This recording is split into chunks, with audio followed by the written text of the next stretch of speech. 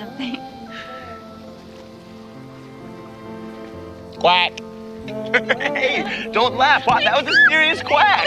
Every time the man saw this little girl, he noticed her hair was getting thinner and thinner. One day he asked her what was wrong. She casually replied that it was just a small side effect from chemotherapy. The little girl walked away, leaving the man standing there stunned for a long time. She had cancer. From that day forward, the man did everything he could to care for her and make her happy. The girl told him that what bothered her most was constantly seeing her family members, secretly wiping away tears. One day, the little girl stopped coming to school. The man rallied the entire class to make gifts for her, but the bad news still came a few weeks later. The little girl had passed away. At her funeral, the man stood at the entrance, guiding each child into the church one by one. After everyone had entered, he chose to stay outside because his condition made him continuously make strange sounds. Under these circumstances, he didn't want to go in and disturb people's grief. Just as he was about to leave, the church door opened. It was the little girl's mother. She had come to invite him inside. The man tried to refuse, but she said, "You were my daughter's favorite teacher. She never minded your sounds, and she wouldn't now either."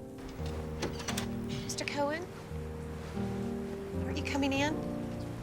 I'm sorry. I thought I could, but I think I'd be too disruptive. You made such a huge difference in Heather's life. You were her favorite teacher. Please don't leave without saying goodbye to her.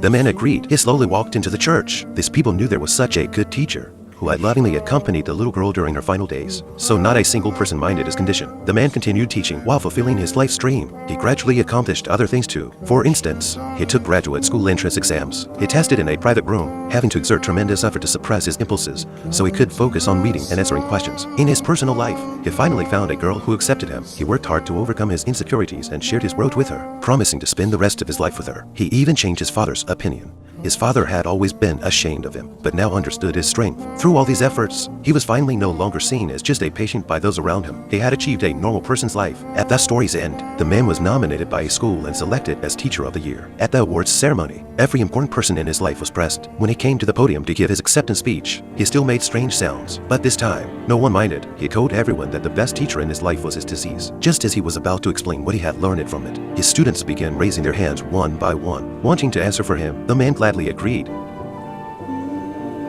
Yes, Galen. You learn to keep going.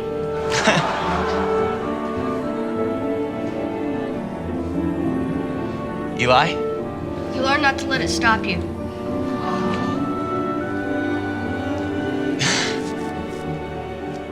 Yes, Thomas. You learn not to let it win. When these words came from the children's mouths, they confirmed what an inspirational and educational teacher the man on stage truly was. His story ends here.